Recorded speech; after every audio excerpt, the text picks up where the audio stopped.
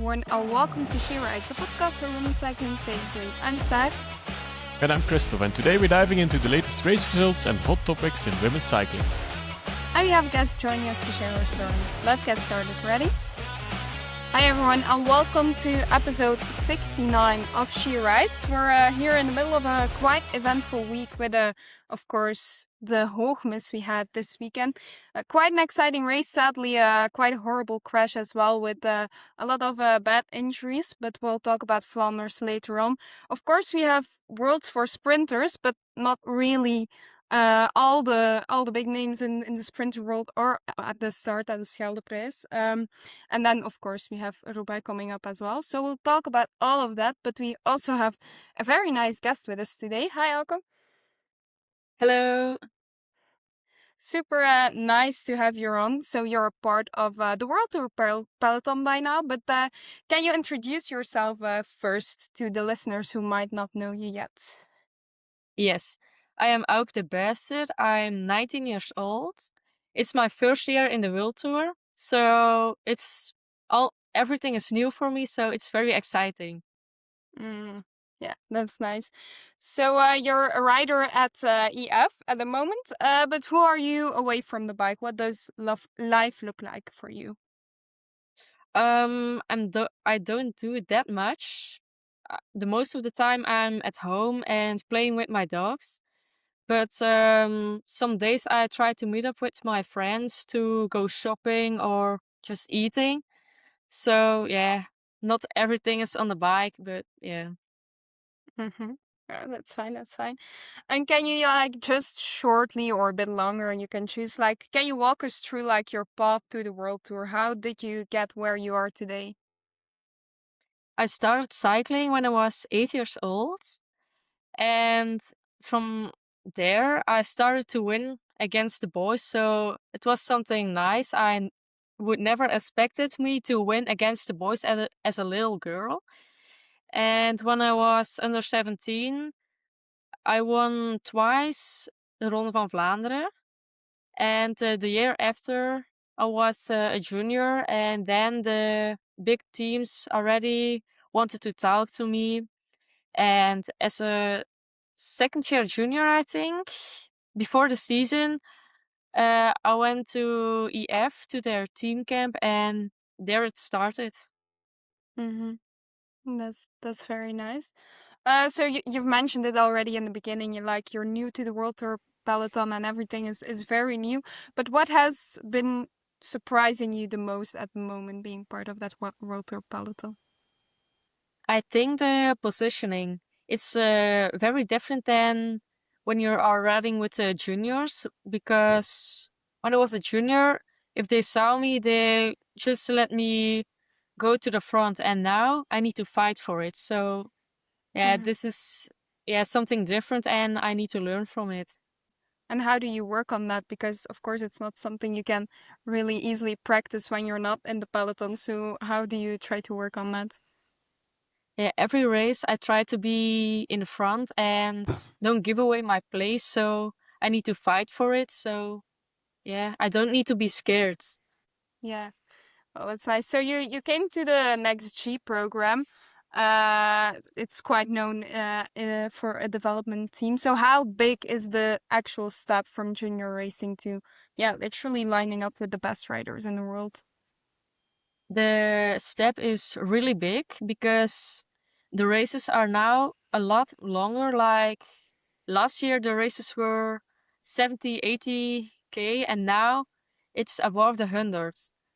That's a big difference, and also the speed in races. Yeah. And now that you've made the step really from juniors to World Tour, because the step obviously for everyone who needs to do it is quite big, do you really feel the need for a U23 or at least more races for U23s to participate to be able to have that step in between? Yeah, it would be nice because then you're riding against your own age and you can still learn a bit, and then you go to the bigger races with the big names. That would be nice. Nice. So a bit more about your performance, multiple Belgian titles on track and road. And lots more, but let's just mention those already. But what stands out as your proudest moment so far in your very not so long racing career? That's a hard one. I think when I was first year junior on the roads, um, yeah, it was like my first Belgian championship after 2 years because when I was under 17, I did AOF and I wasn't able to ride the Belgian championships on the road. So it was very exciting and I was a bit scared like, how will it go? Can I win this? And because of my teammates, they did a really good lead out and I won the race. So yeah, everything went well. Mm-hmm. Yeah, that's nice. And then next to like the perfect moments, is there like a race you can clearly recall where you're like, oh, if I'd done one thing differently in that final, that I could have won that one? Yeah, when I was a first year junior in Borselen, it was a third day, I think. Yeah, it was a third day. I started my sprint already and I was going for it. And then I saw a German girl going more and more to the right. And I was already riding next to the fences. So because of that, got scared because I saw her coming to the right. So I braked and then my sprint was over. But I just could uh, through her, so maybe I could win the race or maybe I could have a podium. But yeah, Mm-hmm. it was a stupid mistake. Mm-hmm. Yeah, you've also talked that you're mostly a sprinter right now, but you want to become a classic rider in the future. What's your dream race? Mm. As a Belgian rider, I need to say Ronde van Vlaanderen, but I like Roubaix. Both I nice think it's races, I would something say. more for me. Yeah, yeah. Yeah, true. And then just again back to NXTG. So as I mentioned, it's quite a famous team in the development. Like their vision and all is something very important in the sports. So what does it mean to be part of a program like NXTG, and how does it shape you as a rider and a person? The first year I changed a lot because the years before I was riding on my own, doing my own race. I didn't look after somebody else, and in Next G, we learned how to work together and race together. When it wasn't a sprint, I was working for someone else, and they did the same for me if it was a sprint. So that's really nice. You don't have that in other teams, I think. Mm-hmm. Yeah, very important for the future as of this Yeah. season, of course, as well. And then Yes. the biggest races are still about to come in the coming years for you. And then you've done a couple of races already. I think it's mostly about learning and finding your way in the peloton. So how would you rate your season so far out of 10? Mm, maybe. Oh, I think 4 or 5, not that high, because in the first races I crashed in UAE, and Mm-hmm. then I was out for a week, and then I needed to start training again. And in Flanders Fields, I crashed again. So yeah, it didn't went that well the first months of this year. Mm-hmm. Yeah, that's sad. But like what do we need to get that number higher up, preferably to a 10 at the end of the season? I think I will learn a lot more and doing my job good for the team to help my teammates and getting further in the race. Yeah, that's the plan. Yeah. Nice, nice. Hmm. Let's go to the EF education team, Auke. You told us already you were like involved in a training camp with them as a junior already, so you get a little taste already from the EF team. Um, but really, at the moment that negotiation started, that you were done with the junior category, with the youth categories, was it an easy yes to do for you? Like, okay, this is it. I don't need to look any further. Well, of course, they need to offer you a contract first, of course, but I mean, once that came in from EF. I wanted to listen to the other teams also, to listen to their story and what they wanted to do with me. But yeah, my feeling was the best with EF. So yeah, that's why. And it was easy because I had a lot of teams who asked me, but my decision was about 2 teams, so that was kind of hard, but I listened to my feeling. Yeah, yeah. And now let's go to your feeling. What made EF then finally the right fit for you? They said I can learn in the 3 years that I have signed and that I can grow. And they will wait for me to get better and they believe in me. So that's all what I need. Yeah, yeah. And then one day you're racing with the next G team on a junior level. The next day your teammates with a world champion. What is that actually like day to day? Like I can imagine Yeah. it's quite something for just coming from the junior ranks. Yeah, it's weird because last year I was a junior and now I'm in a pro peloton. So at first I couldn't believe it. But I don't know. It's really nice. Yeah, it's like a dream of others and I'm living in my dream also. So Yeah, yeah, yeah. And does the team accept you? Like, are you the youngster? Are they taking you under their wings? Like the more experienced riders in the team? yeah.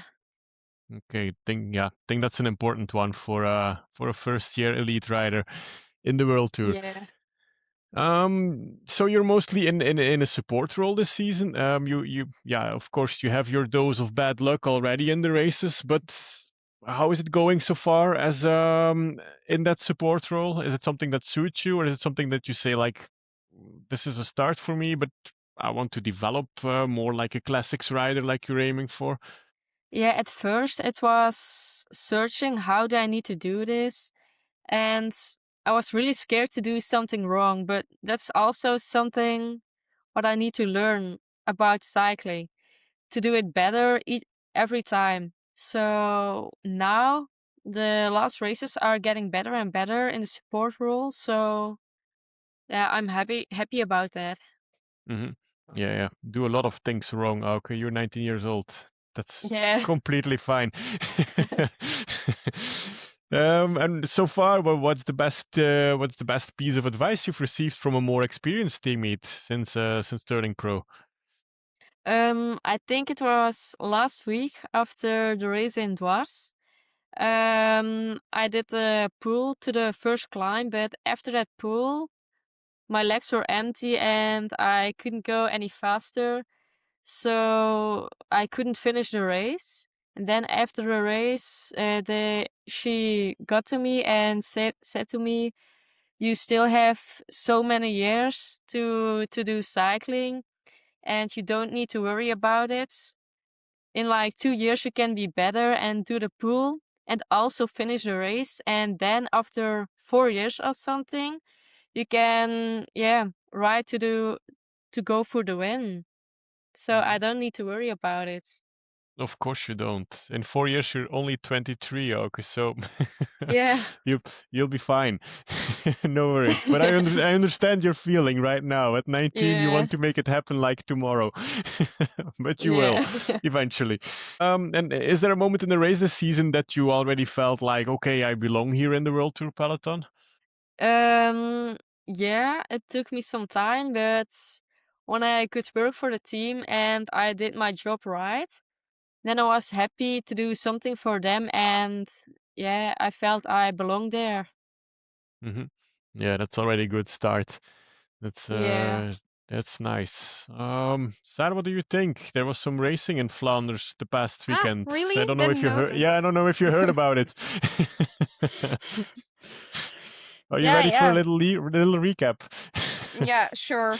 I'll first go with the cheering experience. I made sure I was like, it's Tour of Flanders, we gotta go early. So I was like 1 hour before and should do it. Well, I was the only one there, so it was like in the middle of the square, and there was no one yet. But like perfect, I like claimed literally on the first row the spot before the podium, so that was cool. And then it started also raining a bit, so I was like, it's gonna be this sort of day. Great. Then I saw one of our guests, I think about a year back or something, Josebena, to start, which was very nice to see her first time in person. So had a little chat there. Then we had the team presentation, something that was, I think, very remarkable. I wasn't following that clearly, but it was like they all Swedish like something about like Roubaix next week, that's something you're aiming for. And she was like, no, the week after Amstel. And I was like, ooh, that's like, we know she's aiming for it. But I was like, I mean, Roubaix is kind of nice as well. But yeah, that was that was something that was remarkable. Also, there was some Easter egg attacking. Almost like got a bruise from Emily Fortin. Like she saw me at one point and she was like aiming her egg right at me. So I needed some reflexes to not have a bruise at the end of the day. But that was quite funny. And so of course I had my sign with me, and then like the presentator in the bay, and like all of a sudden mentioned my sign when Lotte was on stage, and all those cameras like turned like the other way, and I was like, please just go forward, like I can handle one camera. And then it was like everything there, so it was like okay, what do I do now? But all in all, it was quite a nice team presentation, and the crowd really started like filling up. Like I think 50 minutes before the start presentation started, like the square was nice and full. Then we had like obviously the actual starts, and then we had like Yeah, they the went in a new peloton coming through. direction. I was completely fooled at the start. Anyway, for the people knowing the start of Tour of Flanders, I was like completely the opposite road, because they usually start that direction, I think. And then all of a sudden they took the right turn. I was like, oh, okay, that's nice. Well, bye-bye, girls. See you. Yeah, I just was like, I saw like a gap opening up a couple of meters before like the start, and I was like, I'm gonna claim that one. And then I lost half of my family because they were still like watching the Caravan of the Man's race, but still. So then they I was under came. I was under the Yeah. impression, Sarah, before you go to the actual start and race, Mhm. I was under the impression, I was not there last season at the start, but 2 years Yeah. ago, I was under the impression that it was much, much, much better as a crowd. I mean, you had the terraces full, and there was like music, Yeah. and I mean, it looked like more crowded than the last time I was there, which is good. From memory, I would say like this year and last year was about the same. Which is Okay. good, of course, because if you then saw like images from like Koppenberg and stuff like that, it was like, okay, please just don't show it, because that was painful. But no, the square was very good. Also the weather was a bit less, so it was good to see that many people there. And so then they had like they had their passage in Oudenaarde. And then I saw already Caroline Andersen, last week's guest, returning from. We had a crash, I think, and she was like quite far behind. So I was like, oh no, because she really wanted to ride that final. But we'll get there. It will even get worse in the end. But after we went to the finish and then we watched the race there. So into the racing, I'm just gonna quickly check my notes to give the right names for the early break. We had Tuntje Beekhuis, Sophie van Bersworst, Alison Brugal, Anastasia Kolisawa. And then we had like a counter-attack with Francine van Dam. They got to the front, and then we also had Ilke Seenaar and Urani Blanco who didn't make it to the front. So they were in the attack. They got quite a big gap actually as well. So then the racing really started, and of course, just before the Koppenberg, we had that horrible crash with Lecour, Reusser, Cecchini. At that point, I was at the finish watching like with the sun in my screen, and I saw like an SD Works rider with like the bands on her, and I was like, I think whole Anarde heard me, and like the people around me, like I think 20 people or something, were like, oh no, the Kopecky crashed. And then like 5 minutes later, I had images of the Koppenberg, and I had to be like, ah no, sorry, that was too fast. Come on. But actually, That's I doing saw a it all Ruben. happening. That's doing a Ruben van Hurtje, Saar. No, but if I looked it back on my laptop and I could understand why it looked like this. But yeah, so then after the panic, I obviously noticed Reusser was in there and it looked quite bad, and the Koer was in there. Yeah. But today Not I watched again. it back because I was like, I need to see how this properly happened and stuff. And then I did see that those were included, but I also saw that Caroline Andersen was included there. She broke her arm. That's so sad for her. She was gonna do Just top before 10s the coming Koppenberg. week. Yeah, she was there as well. And I'm happy that at the moment I didn't hear the screams, because like I watched it back today and I was like, oof, damn, let me put this sound off, because that was horrible. And then so in terms of injuries, so Lecour broke her wrist, Reusser a vertebra. We have also Cecchini broke her pink. I don't know if you saw that picture, but she was laying in the hospital together with Reusser. That was like, okay, at least this is cool. So Caroline Got some broke her company. arm. And then we also had just seen today. So first, it looked like Brodie Chapman didn't have big injuries, but she was still in a lot of pain. And today, they saw that she broke her pelvis. So that's another big loss. So,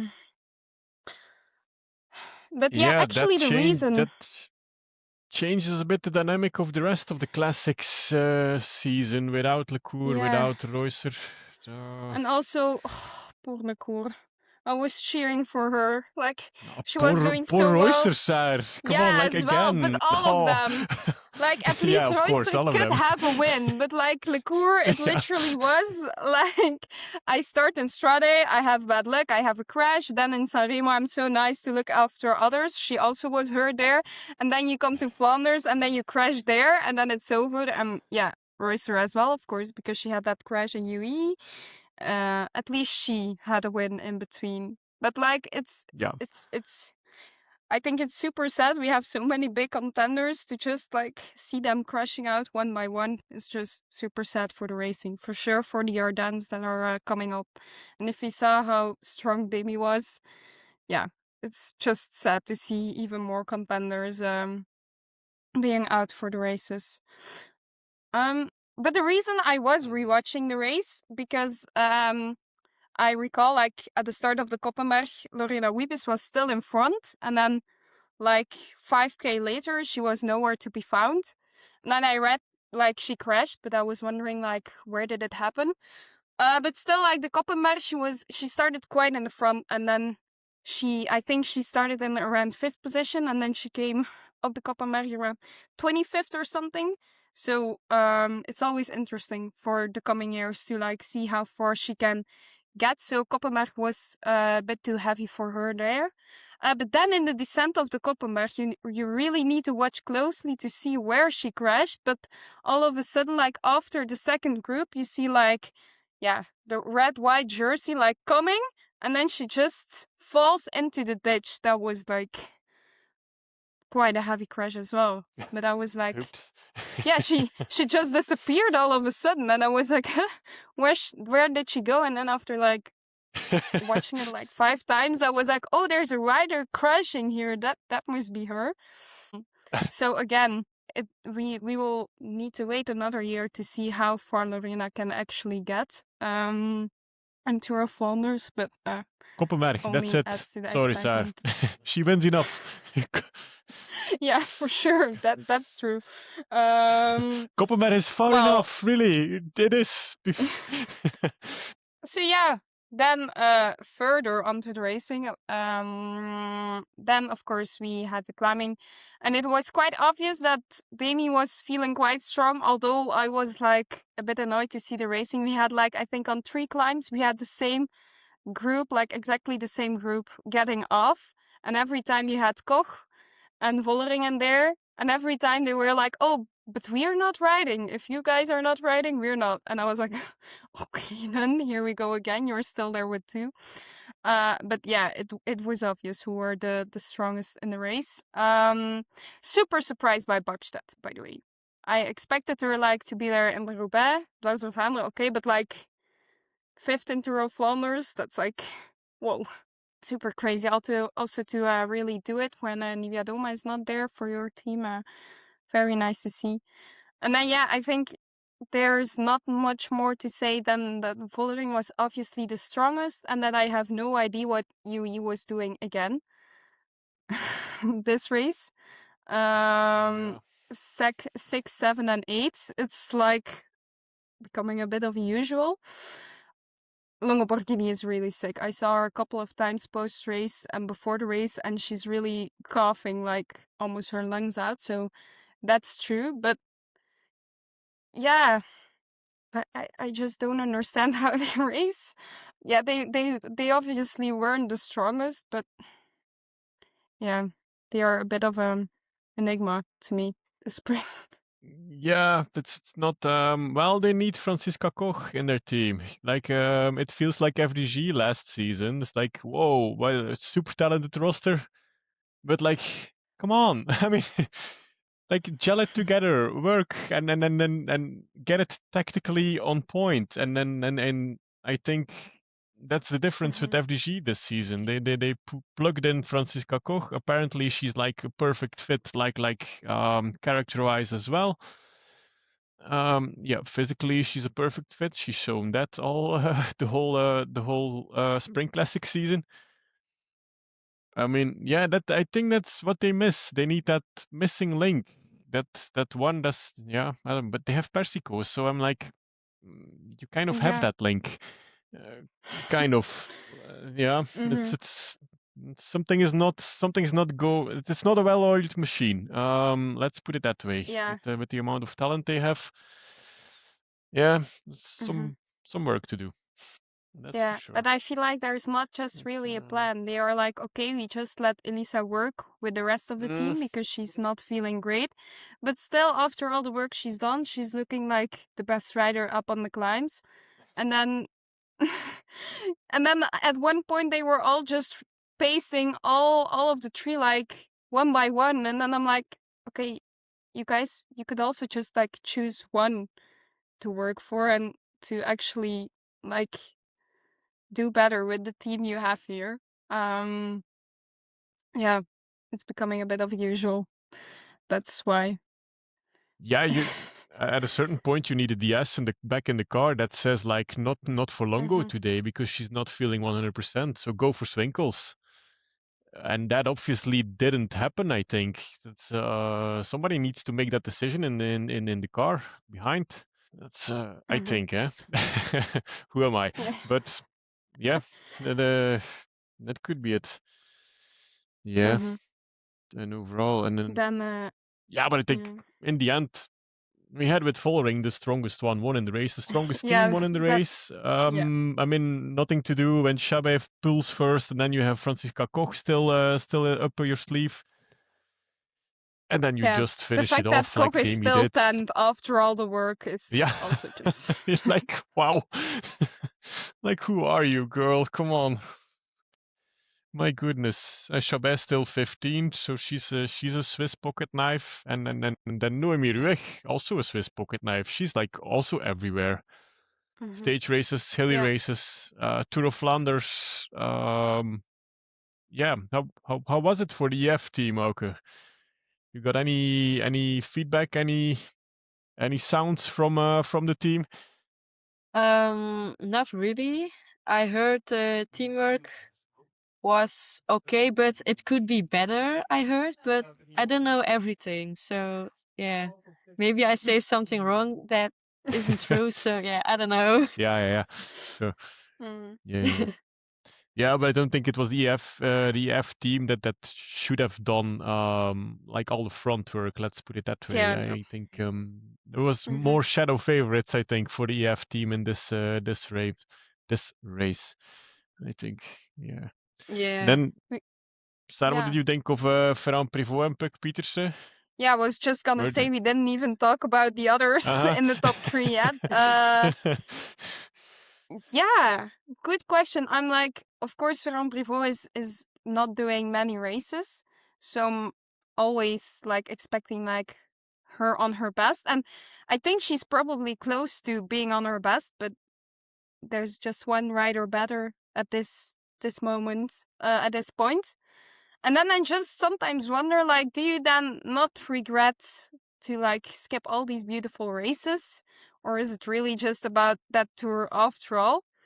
Yeah, it's just because I love to see the top riders racing a lot that I'm always like, yeah, but maybe you could add more races and you have more chance on winning. But yeah, that's every rider is different, so I won't keep pushing it. But when I then like see her then become second, I'm like, yeah, you could have maybe won another race by now. But Yeah, question is for Pauline Ferrand-Prévot, can you make her warm for Dwars door Vlaanderen?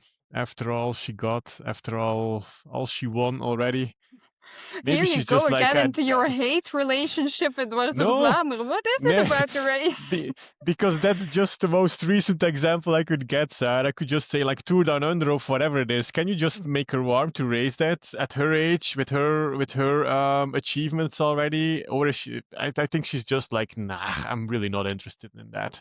Yeah, depends if you I love the racing or you don't. Because like Vos, if she wouldn't like have all these struggles, she would still be racing like races like in the winter, like Dendermonde, and she would still show up to Dwars of Vlaanderen. So it depends on the person you are, I think. But yeah, if she prefers it this way, then of course, mm. it's Do you fine. think they were both exhausted, or because when I saw them chasing Demi, of course it was Mm-hmm. it was like they never would catch her anyway, but it was like this like it feels off. It was not natural, like taking over from each other. It was like, Yeah, I come on. I was like, are they tired or are they just not cooperating? And what are they doing? It looked not natural, like the turns and the takeovers. yeah. I was like, Yeah, I think if you saw Pieters's sprint between brackets, they yeah. they were kind of exhausted. Like there was a fragment as well between I think Pogacar and Fran Prevot like behind the stage, and he was like, "Oh, you won the sprint," and she was, "Yeah, it was not really a sprint anymore." So going of the sprint, I would say they were quite exhausted. I also Mhm. think they didn't really believe in catching Demi again. So yeah, the most Yeah. important thing was to go for that podium still, I would say. Hmm. Yeah, yeah.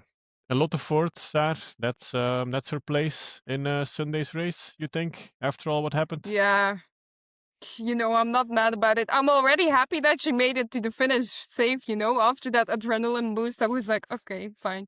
No, I think like climbing wise, it was obvious that that was her place. And I don't think we need to be like super surprised. Like, I mean, if you have 1 year that you're like not really able to do everything physical to like be up there, and the level is just increasing so much, I don't think it's that crazy to not be the one of before that you just go and drop everyone. I don't think it's that crazy with the level rising. So yeah, and I'm like fourth. I mean, that's fourth best in the world technically, so ain't that bad. Mhm. Also, it's just crazy how big the impact is of Lotto winning or not. Like, and this time, like, there was almost nothing you could found about Tour of Flanders women, and I was like, do I need to be happy about this because now I don't need to read any bullshit bashing articles, or do I now need to be angry that we can't read anything about it? Um, Dilemmas. But yeah, bashing wise, it was quite an easy few days, which I was also not mad about. And yeah, Yeah, Tour of press was Flanders is mild, honest, so so yeah. Yeah, which is a good thing because, like you said, Sarah, okay, it's up for debate.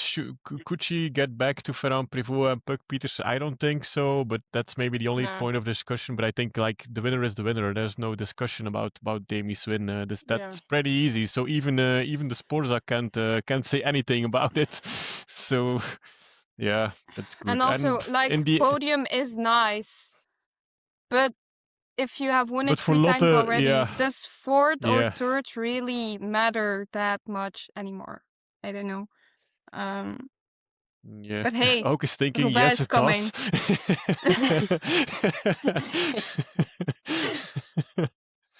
does. It's a matter of life and death, third or fourth in the Tour of Flanders for me.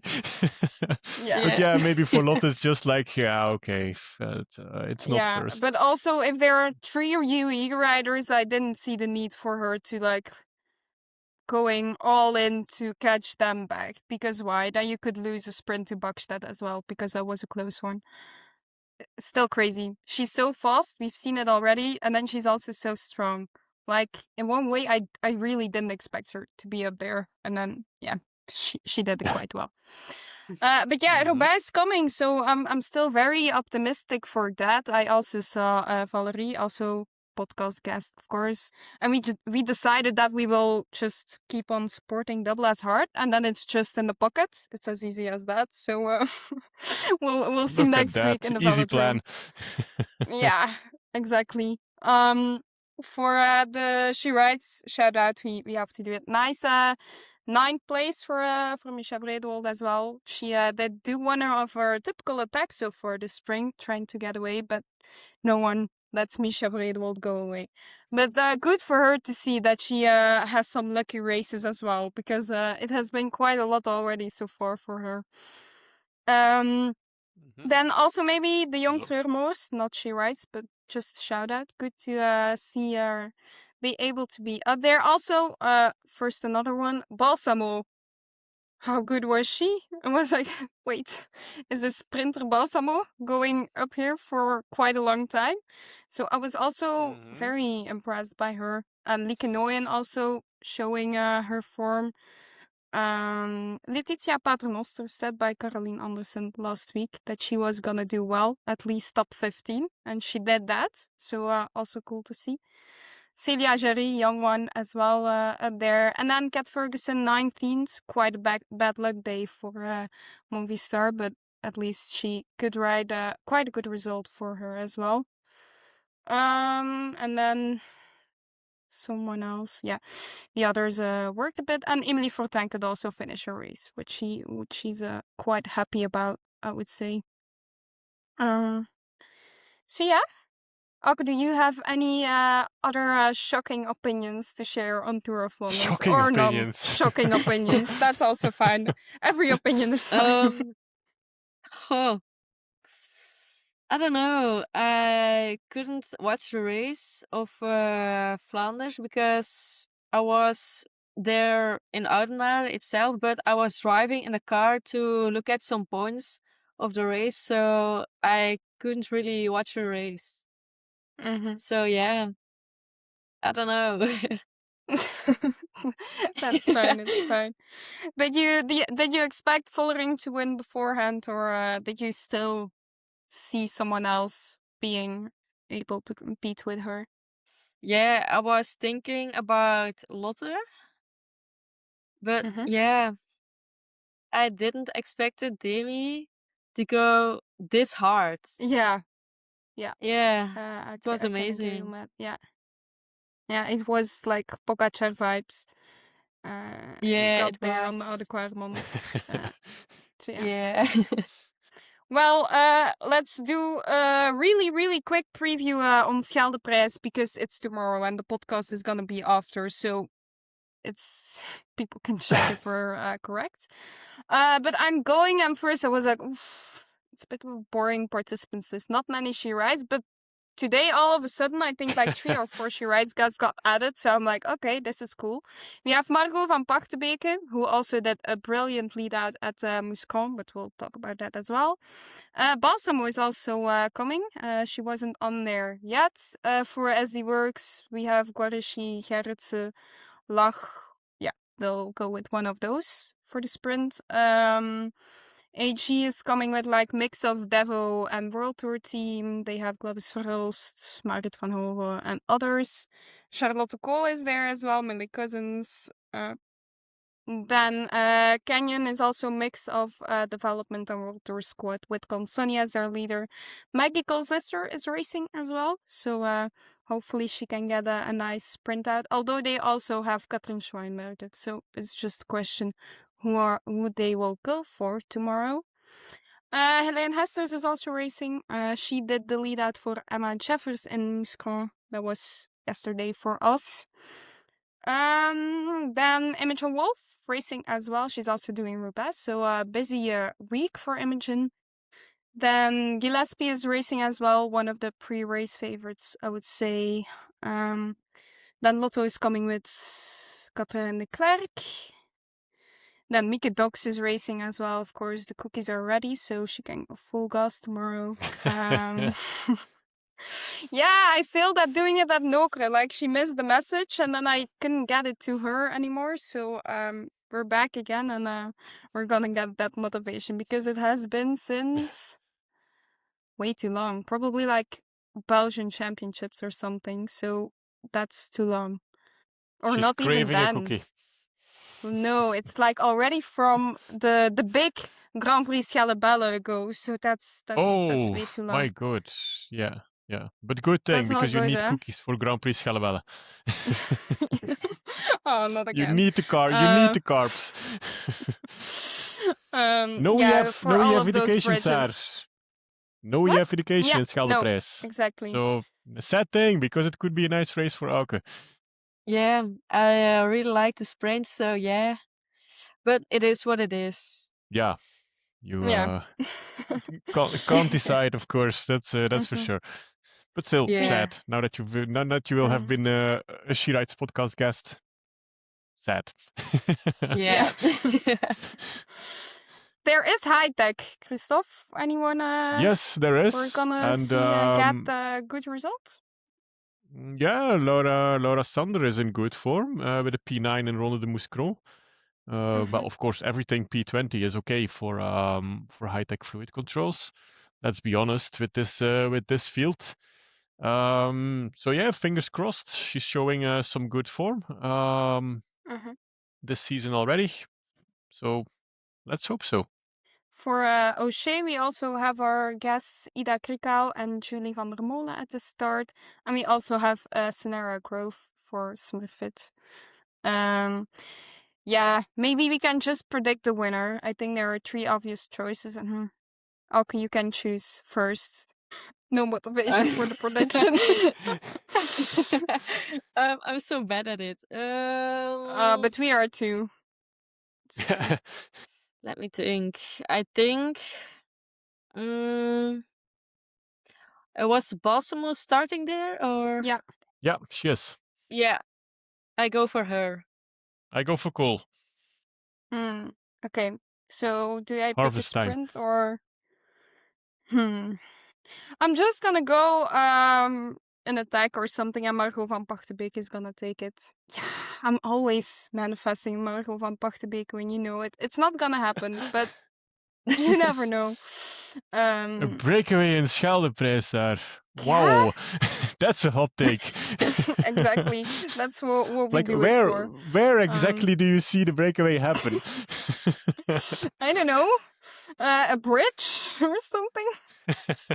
Yeah. I still remember, because we were talking about a Grand Prix Scheldeprijs, of course. I still remember the commentator, because it's on Pix, he was saying like, yeah, you can't underestimate this race. You need to count how many bridges they need to cross. So, you know, it always can happen on that bridge. No, probably not. Of course, but maybe. That's Scheepjes Scheldeprijs, Saar. There's nothing compared to Scheepjes Scheldeprijs. This is only Scheldeprijs it's tomorrow. so much heavier. So Ronde de Mouscron, why am I saying Margot van Pachtenbeek win? Like, it's not like coming from nowhere, because she was really racing well in Ronde de Mouscron. She was like attacking and like splitting up the peloton, and then still doing like a very good lead out. And her teammate Copponi was just like, let me just do the sprint really quick. And then she out-sprinted everyone in lengths. Susanne Andersen was second. Alicia Gonzalez from Saint-Michel was third. So yeah, it was like not a bad race, like quite some attacks, but yeah, with this race it's always like, ooh, nice attacks, and then it's gonna be sprint. But nice to have like something after Tour of Flanders, because otherwise you're like, okay, what do I do with my life right now? So that was good to be Sad, able to watch it. No, that sounds silly. so And yeah. we had a bossy win from Copponi. I love the picture again. Yeah. Like when she wins, it's like a boss. Damn it. Yeah. Like, Did you Clara, listen like to our exactly podcast. We want you as a guest. At Did least you I like want that. exactly copy like the caption of Little Trek? Because I've read that I've read that before. When she wins like a boss. Well, yeah, she did it. She did it her last win as well. It was also it looked like a boss, and I think Yeah. she is just a boss. When you just follow her on Instagram, she looks like, oof, don't mess with Clara Copponi in Little Track Team. I think because will not be your best day. But what was the most shocking about the race is actually it was only Little Trek's second win of the season, which is for Little Trek. Yeah, it was surprising. It's not like they have been racing bad, obviously, but yeah, it was like, oh, just a second one, which is already 2 wins. Balsamo is coming. But... Balsamo is growing. Scheldeprijs tomorrow, but who knows for Roubaix? Yeah, she's always good there. And if she's as strong as in Flanders, exactly. But it's Lotte, so she can come second or something. Well, of course. She can have Scheldeprijs. It's fine. If it stays within the team, then it's okay. That's thoughtful. But no, I think that's what I could tell you about Mouscron and Scheldeprijs. Like. Okay, yeah, that's. Oh no, that's I do need to add something. Oh. Okay. So in Mouscron we had like a quite epic attack of Febioris. She had like for a while she had like a 20-second gap on the peloton, so that was cool to see. That was really random. everything. I'll stop right now. Wow. Okay. You got to support our Belgians. Come on. Yeah, that's true. You're right. That's nice. Let's take you shortly to track cycling, Auke. You've had real results there on track. Is that something for the foreseeable future that you want to keep combining with road racing, or does it entirely take over the road cycling eventually? I think I will try to combine it, but the road is priority for me. So yeah, it's hard to combine it, but I will try my best. Yeah. And what is it exactly that the track gives you as a rider that the road simply can't? I think some technique in the peloton, because on the track you don't have any brakes, so you need to be in the race, and yeah, you need to be technical. And yeah, in the road races you have brakes. You have more place on the road, so it's much easier on the road. And now let's throw you some dilemmas, okay. You choose A or B, like cobbles or climbs? Cobbles. Okay. Track or road? Road. Spring classics or stage races? Spring classics. Doing the lead out or domestiquing early on in the race? I like both of them. No, you can't. Oh, damn it. I think doing the lead out. Roubaix or Ronde van Vlaanderen? Whew. Oh. Follow your heart, Auke.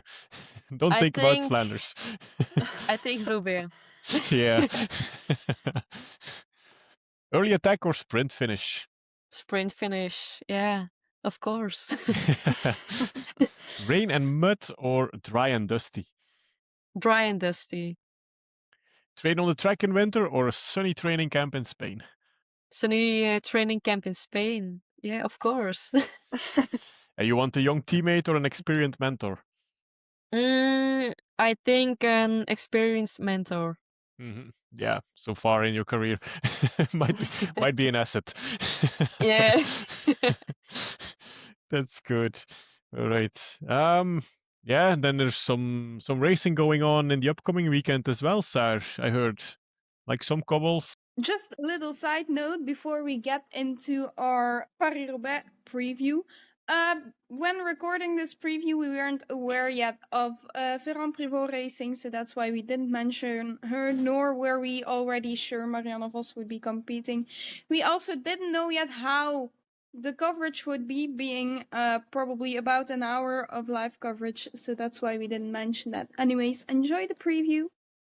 My final rant about the two, like actually 4 races on one day. Like, why? I hated it before, and then today I'm like taking my sister's godfather and a friend of his, and we always have like this nice chill weekend. On Friday we like go to Roubaix or try to see some reckons, and then on Saturday we have the women's race, then Sunday the men's race, and everyone can see what he wants. And then today I was watching like the timetables, and so my plan, I first thought this is maybe doable, so I can at least like have them see the man in the velodrome just to have something. Well, yeah, that's also not possible. So yeah, luckily I'm convincing enough to get my family just to focus on the women's race. But like it's just for the money, because like I don't buy the shit of people are gonna still be there for the women's race, because like the gap is 1 hour 30 to 2 hours. And apart from the people in their camper, not many gonna stay there. Uh, so like A lot of them I will absolutely hate it. still be too drunk to drive a car, Saar. So maybe Yeah. they need more than 2 hours to wait before they can go. So fingers crossed. But like also, so the day before and during the night, I think there's some chance of rain. And so on the same day we have the juniors racing, the U23 racing, the men's racing, and the women's racing. So if the couples are slippy, like it's gonna be like a hell by the end of the day, literally hell of the north. It's a hell. Should be. Yeah. Is it obvious? I think it's a horrible decision. I don't feel the vibe. But I will do. Yeah, so my neighbor might be doing the U23 man. So obviously, after like too many years of promising I would cheer, I need to do that as well. But even that is like impossible to combine. Like the Alpha Louis sector, I was like, this is close, and it seems like it's gonna match. No, their graphics don't match the timetable apparently. So even that's impossible. But then I will do like the starts in the Na, which will be also like, it's like on a small, like, yeah, you can't even call it like it's just on like a small part of like just before like the sports center, so it's really not that big. But like at least it's filled, because it's small, it's filled. But like I wonder when like the men's race is like already passing on the Alphabet sector, so like just before Wallers they are there, who the fuck is gonna be at the women's team presentation? I don't see it. You Like, are. yeah, I With the will, whole of course, family. I will. See. But yeah, I yeah, no, not happy about it. But then I will go to the How are you? Abu Dhabi, and then like the velodrome after. So it will still be a nice day, but they just ruined the whole concept of the race. It was Yeah. like the race which was the nicest to go to, because they actually had a separate day. The media attention was separate. It was chill. Everyone could watch all races, both in real life and on the TV. And now they thought like, ooh, let's save some money and let's just like follow all the other organizers, and we just mess it up. So this was the last, although maybe last week I will need to give my final opinion on this matter. But for Stay now, tuned for more it's very ranting next negative. episode. Yeah, but like, actually, I do need to give a shout out to Sporza, because normally their opinions, I'm a bit skeptic, but they were also like, why are they doing this? Isn't this a step back? So, well, I'm not the only one who thinks of it that way. I like, for example, Flanders, I don't really mind on the same day, because like you have like the laps and stuff, and it's all like around the same area. But like Roubaix was so good how it was, and then yeah, okay, we'll go over to the racing. But yeah, no. So, just to wrap it up, Saar doesn't like the concept that all the races are on the same days. If you didn't notice, or if you just like pressed fast forward on the podcast, that's in a nutshell what she was ranting about. I think you made your point clear, Saar. Yeah, One more that time was next my episode. intention. I just hope that they see that it's not great, and then they still will have to change it for next year. But probably they don't even care. If if it's worse than the years before, they will probably be like, it costs us less, so that's good. Corporate will be corporate.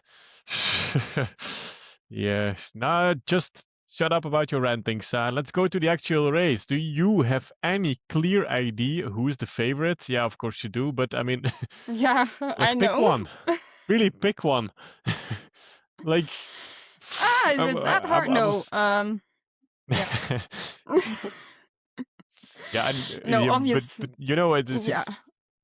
Obviously, I'm my like, I was biased thinking mind is about gonna my... say you like Yeah. Lotte Kopecky is the obvious number one favorite, but there are others that will be close. I'm also seeing Zoe Bakstad in her form on the cobbles. She will be awesome. Yeah, Vos, still the question if she's there. Never count her out. Not sure if she will be racing, but if she will, she'll always be up there. Borghese, she got ill during Flanders, so if she managed to heal well, she will also be close, I guess. Balsamo, you already mentioned before. Rebus, of course, although she makes it look like she isn't really going for the win, but we've already seen this with As the Works this season. Maybe they are just tricking us once again. Yeah, exciting to see what Kat Ferguson can do. Not even talking about Franziska Koch when she maybe has like a really free role for once. Bosset is looking quite strong as well. Yeah, Longo Borghini, it's a question how are they gonna play this? They also have Gillespie, so yeah. Probably Persico. Is she racing?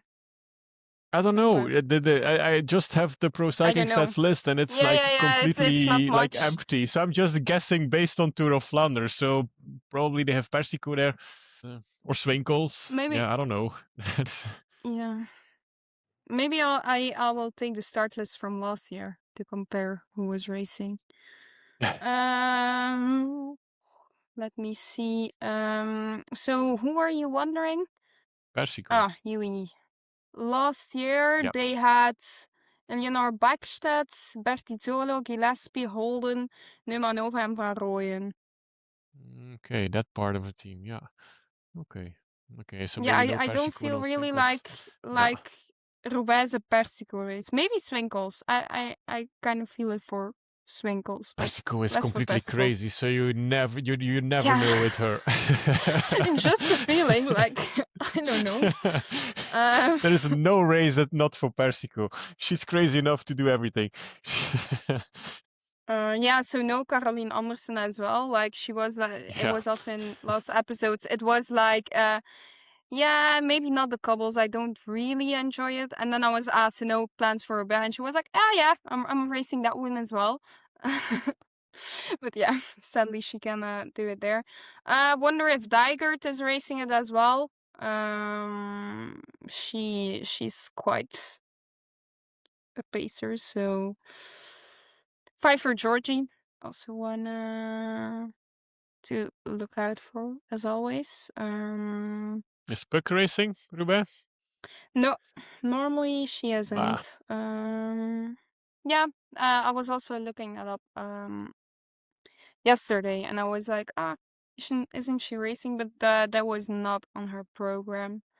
So, as I was just asking you, what are you expecting of EF in Roubaix? Um, we will try to stay in the front for the first couple sections, and yeah, try our best because it will be a hard race, and yeah, everything can happen, so we need to be prepared for it. Nice. And do you have like we were just talking about it where when your Wi-Fi fell out, that we feel like there will be like a lot of surprises, like trying to break the race open early on. Are you thinking of an EF rider who might be able to be one of those surprising riders? Mm, oof, I don't know. Maybe someone will get in a break, but yeah, I don't know if the other teams will let them go. Because I think in the past years there weren't any breaks. I think it was only in the first races of Roubaix. So yeah. Okay, that's nice. And do you think like we have a couple of more sectors added to the women's race so they don't do like the lap around the Na anymore? They go down to add some more cobbles to the race. Do you think that will have an influence, or do you just think it will be just heavier and more painful for the riders in the race? Yeah, I think it will be more heavier and painfuler. So yeah. Yeah, it will be hard, I think. Mm-hmm. And do you think the final will start earlier now, or will it just like add to like the intensity of the race? mm, I think it will be earlier because it will be harder. So yeah. And so for Kristof, there are still some doubts who the clear favorite is. Do you have a clear favorite for Sunday? Oh, it's hard. I'm thinking about Wiebes. Maybe she can go for the win. But Mm-hmm. yeah, it's hard to say a name. it is. Mm-hmm. It really is. Yeah. Like, it's just like, yeah, so many question marks. Like, a lot can Mm-hmm. happen. Yeah, Yeah. it is. Yeah, We also can be will super boring, can be super exciting. Uh, and everything in always between. worst case Yeah, scenario. It will be exciting. Come on, Kristof. I'm ending with the best case scenario, Saar. So hey. But we will still need to see how big the impact was of Weebi's crash, because like the image you got there, that was like quite a heavy blow. It's not because there are no broken bones that you can't. And it was already the second crash of the race for her, so yeah, that that Mhm. doesn't come in handy if you need to do some more races. Well, we can maybe go over to our. Let's start with predictions first. So we do the first rider, the fifth rider, and the 10th rider. Auke, do you want to start? Mm. Now, buy That's a hard yourself some one. time, Saar. I can start as well. Okay. I'll start. On 1, I'm going with Lotte Kopecky. Surprise. On 5, I'm going with Kat Ferguson. And on 10, Imogen Wolf. Gonna be a good day for our fast Brits. Okay, Nice, nice, nice. your turn, Kristof. Huh. Yeah. Oof. Pick one. Really, just pick one. Uh, so yeah, I'm not gonna go then for Lotte. Like you otherwise would have. No, because other unless it's very obvious, but otherwise we need some other opinions. Go for It's fine. one then. One Balsamo, 5 Koch, and 10 Blanca Vas. One, I think Wiebes. 5. Oof. I'm not good at It's this. so heavy being a guest on She Writes, really. 5. I will say, will Chabert ride Roubaix? Yeah, she's on the I will list. go for Chabert. And then I go for Zoe Backstedt. Yeah, Zoe. Yeah, Zoe will be close. Good, okay. Zoe will be close. Yeah. Gentle reminder. Yes, good. Yeah, I think apart from like the really fast riders like Wiebes, maybe Balsamo, Kopecky as well, you preferably want to go to the velodrome without her because she's like dangerously strong, really.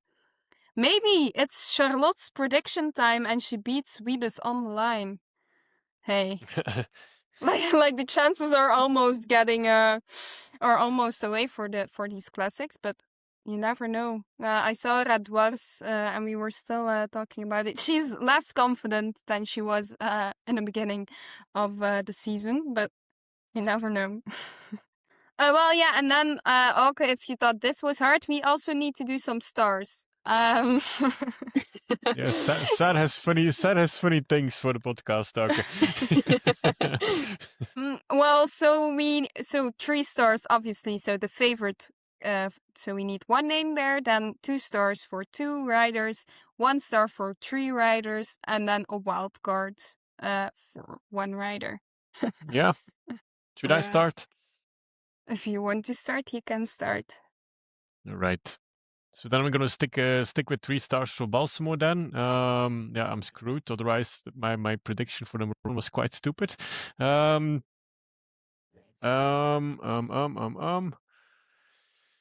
we have 2 stars for Kopecky and Wiebes. And 1 star for Koch, Zoe Backstedt, and Kat Ferguson. And then I need a wild card. So I cannot use a famous name anymore since last week. Yeah, that was just... He took Marle Reusser as his wild card. I mean, that's just not dumb. Because she was a question mark. Nobody knew how her form would be after her comeback. I'm just gonna mention again, I played it by the book and I took Eline Janssen and she also was in the top 10. So, I mean, you could also have done it that way. Yeah. But Then fine, not Marle Reusser. Then I have to admit, I saw Lieselotte cry and she said like, no. If Reusser is racing, it's to win. So like, yes, fair enough.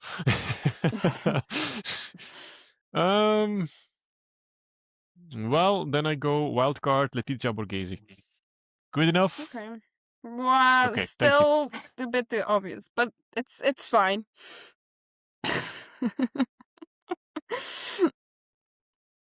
Okay, do you want to go now? Not really, Okay. I think, but... Be careful with your wild card, okay. But she's a guest, I can go easier on her. Okay, that's good. Oh. You should be trained by now, Kristof. So 3 stars for Wiebes, 2 stars for Kopecky and Chabert, and 1 star for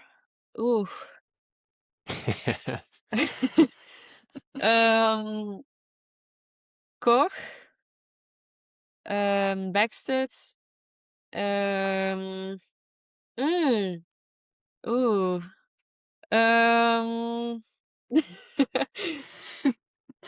oh. Come on, Auke, you can do this. She's having a brain freeze.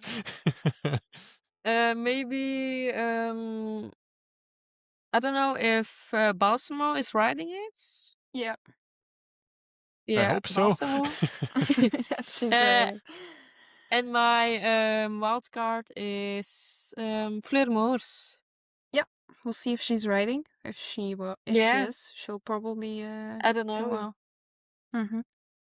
Okay, now my 3 stars. Lot Kopecky, 2 stars, Bakstedt and Balsamel.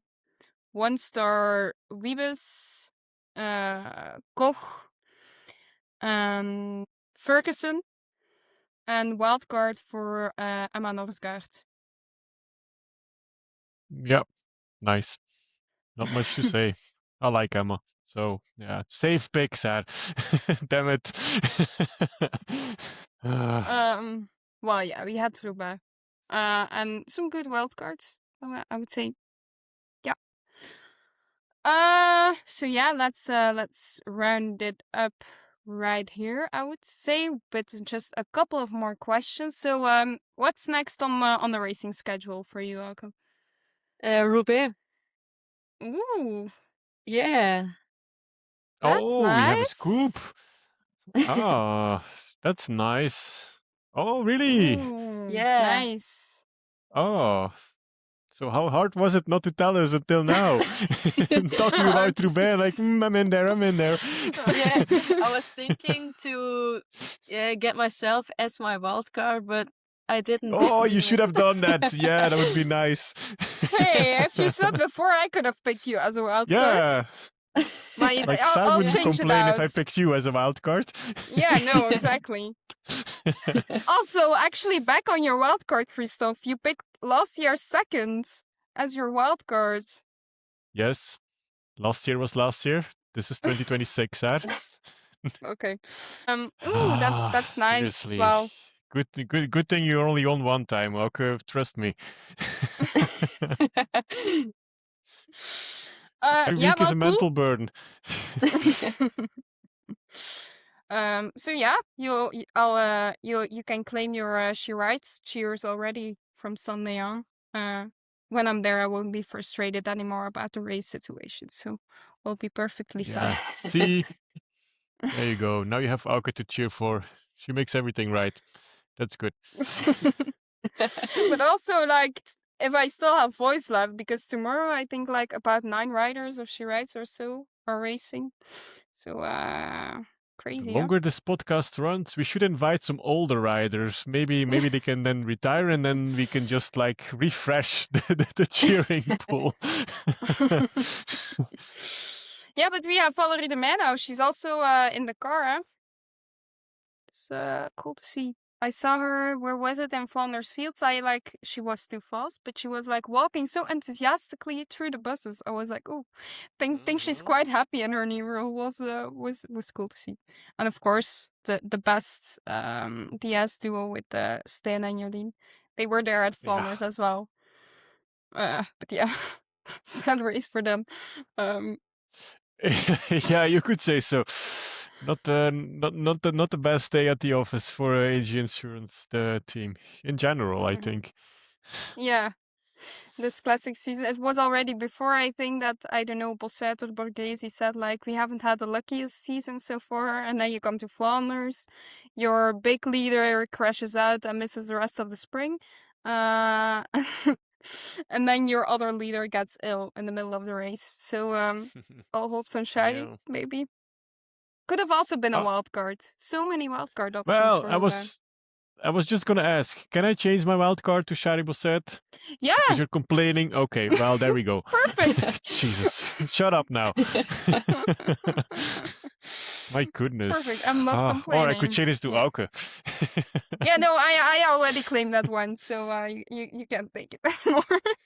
See, then she's bossing around through the podcast, setting her own rules. Damn it. That's how you do it. Yeah, That's how exactly. you do it. Oh, hey, shut up, Auke. Well, yeah, to now really finish it off, now we've got the big scoop that Auke de Buysser is also starting in Paris-Roubaix.